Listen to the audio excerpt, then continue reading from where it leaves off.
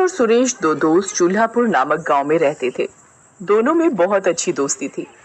रमेश पेशे से एक फोटोग्राफर था। वो जहां भी घूमने जाता वहां की फोटो खींचता और उन्हें अपनी एल्बम में लगाता। रमेश को घूमने का बहुत ही ज्यादा शौक था। सुरेश पेशे से एक सुनार था। सुरेश बहुत ही लालची था। उसे जहां भी कुछ मुफ्त में मिलता वो उसे बिना सोचे समझे ले लेता। एक दिन सुरेश को उसके एक दोस्त ने बताया कि उनके गांव के बीचों बीच जो जंगल है उसमें एक हवेली में बहुत सारा सोना और हीरे जेवरात हैं। तो बस फिर क्या था, सुरेश को वो हीरे जेवरात मुफ्त में किसी भी हालत में लेने थे। सुरेश को उसके दोस्त ने ये भी बताया कि उस हवेली में कोई भी उन हीरों को लेने जाता है तो वो वापस नहीं आ पाता। वहां एक नागिन चुड़ैल का साया है, परंतु सुरेश अपने दोस्त की बात नहीं मानता और वो हवेली में जाने का मन बना लेता है। अरे रमेश, कैसे हो तुम? मैं ठीक हूँ सुरेश, तुम बताओ कैसे हो तुम? मैं बिल्कुल ठीक हूँ दोस्त। रमेश, मुझे मेरे एक दोस्त ने अपने गांव के बीचों बीच एक हवेली के बारे में बताया है। उसने बताया है कि वो हवेली बहुत सुंदर है। वहाँ दूर दूर से लोग उस हवेली को देखने आते हैं। वो हवेली है ही इतनी शानदार कि लोग वहाँ फोटो खिंचवाते हैं। फोटो। सुरेश रमेश से झूठ बोलता है कि रमेश सुरेश के साथ हवेली चले और सुरेश वहां से चुपके से रमेश के बिना पता लगे सारे जेवर चुरा ले। रमेश पेशे से फोटोग्राफर होने के कारण सुरेश की बातों में आ जाता है और वो उस हवेली में जाने के लिए तैयार हो जाता है। अगले दिन रमेश और सुरेश हवेली जाने के लिए तैयार हो जाते हैं। चलो दोस्त, अब हम हवेली चलते हैं और जाकर हम बहुत सारी फोटो खींचेंगे। फोटो। हाँ दोस्त, मैं हमेशा की तरह वहाँ बहुत सारी फोटो खींचूंगा और अपनी एल्बम में लगाऊंगा। सुरेश अंदर ही अंदर रमेश की बात पर हंसने लगता है। अब रमेश को क्या पता था कि उसका दोस्त सुरेश उसके भोलेपन का फायदा उठा रहा है और वो हीरे जेवरात लालच के चक्कर में उस भूतिया हवेली में जा रहा है। देखते ही देखते कुछ समय बाद रमेश और सुरेश उस भूतिया हवेली पर पहुंच जाते हैं। रमेश को वो हवेली देखकर कुछ अजीब सा महसूस होता है। वो हवेली बहुत डरावनी सी दिख रही होती है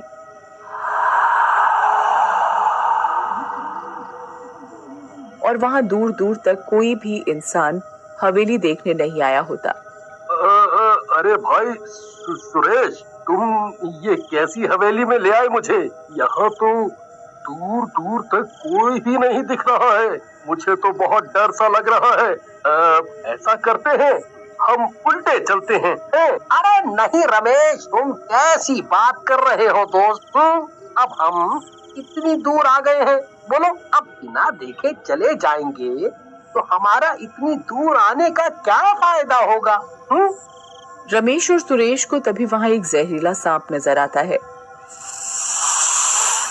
अरे सुरेश, देखो हम बहुत गलत जगह आ गए हैं। देखो ना, यहाँ तो सांप घूम रहे हैं।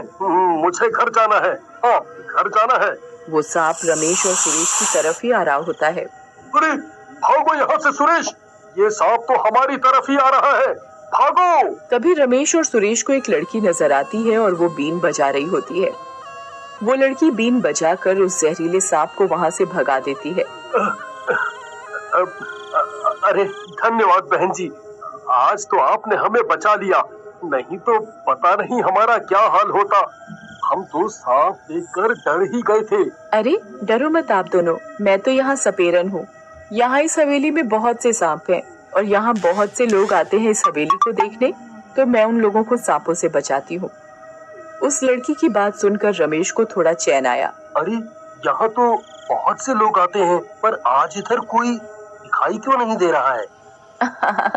अरे बस समय समय की बात है, कभी यहाँ इतने लोग होते हैं, कभी कोई नहीं। आज वैसे भी अमावस्या की रात है, इसलिए कोई नहीं आया। अमावस्या की रात? इससे हवेली देखने का क्या मतलब? अरे कुछ नहीं, तुम्हें समझ नहीं आएगी ये कहानी। अरे रमेश, तुम यहाँ ही रुको, मैं अभी आया। अभी 1 मिनट हवेली के अंदर से। इतने में तुम बाहर से हवेली की फोटो खींचो। ठीक है। सुरेश की बताई गई बात अनुसार रमेश हवेली के बाहर से फोटो खींचने लग जाता है। सुरेश चालाकी से हवेली के अंदर जाता है, साथ ही वो लड़की भी उसके पीछे चल पड़ती है। अरे आज तो मैं माला माल होकर ही घर लौटूंगा। रमेश तो इस बात से अनजान है कि इस हवेली में हीरे जवाहरात दबे हुए हैं। तभी लड़की पीछे पीछे बीन बजाती हुई चलती है। अरे वाह, क्या बात है, आज का दिन तो बहुत ही अच्छा नजर आ रहा है। रमेश भी मेरे साथ हवेली तक आ गया और ये लड़की भी मेरे बिना कहे बीन बजा रही है और रास्ते में जो भी सांप आ रहा है उसे भगा रही है। लगता है आज तो मैं विजयी होकर ही हवेली से लौटूंगा। ये लड़की बीन बजाती हुई सुरेश के पीछे चलती जाती है और सुरेश के रास्ते में जो भी सांप आता है उसे भगा देती है। कुछ ही दूर चलते चलते सुरेश को हवेली में एक बहुत बड़ा सा दरवाजा नजर आता है। लगता है यही है वो दरवाजा, इसी के अंदर ही मेरा सोना चांदी है। सुरेश एक भी मिनट खराब ना करते हुए दरवाजे की तरफ बढ़ता है। देखते ही देखते सुरेश वो दरवाजा खोल देता है। दरवाजा खुलने के बाद वो देखता है कि अंदर बहुत सारे हीरे जेवरात हैं। अरे वाह, आखिरकार मैं पहुंच ही गया अपने मुकाम तक।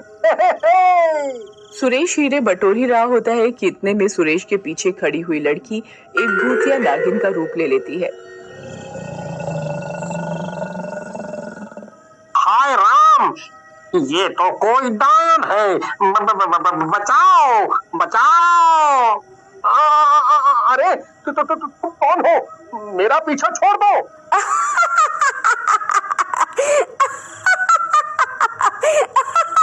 बेवकूफ लालची आदमी, तुझे क्या लगा मैं यहाँ क्या कर रही हूँ? तू ही एक यहाँ समझदार है क्या? तेरे जैसे कितने लालची आए इधर मेरी हवेली में और मैंने सबको मार डाला। ये जो सांप घूम रहे हैं ना हवेली में, ये सारे मेरे हाथों मरे हुए लोग ही हैं जो यहाँ तेरी तरह लालच में हीरे लेने आए थे। देखा मैंने उनका क्या हश्र किया है। अब देख तेरा भी यही हाल होगा। हाँ। अरे नहीं, मुझे माफ कर दो, मुझे माफ कर दो भूतिया नागिन, मैं गलती से यहाँ आ गया। मुझे कोई सोना चांदी नहीं चाहिए, मैं खुद एक सुनार हूँ, मेरे पास भरपूर मात्रा में सोना चांदी है। मुझे कुछ नहीं चाहिए, मुझे बस यहाँ से जाने दो मुझे।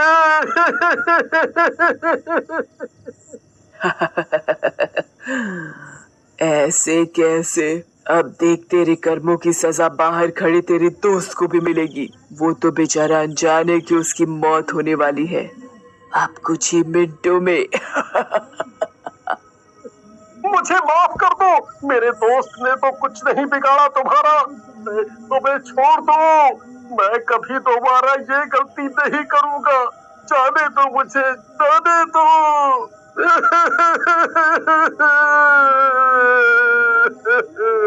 सुरेश उस भूतिया नागिन के आगे हाथ पैर जोड़कर गिड़गिड़ा ही रहा होता है कि तभी वो भूतिया नागिन उसे डस लेती है और उसके डसते ही सुरेश एक सांप में तब्दील हो जाता है। देखते ही देखते वो भूतिया नागिन हवेली के बाहर जाती है। इस लालची आदमी का तो अब खात्मा हो गया।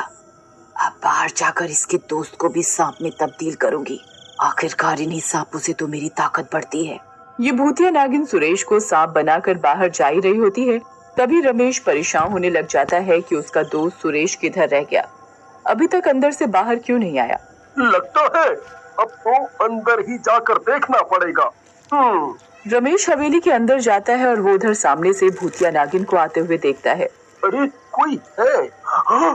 भागो यहाँ से, ये तो एक भूतिया नागिन की हवेली है। सुरेश, सुरेश मेरे दोस्त, तुम किधर हो? हमें घर जाना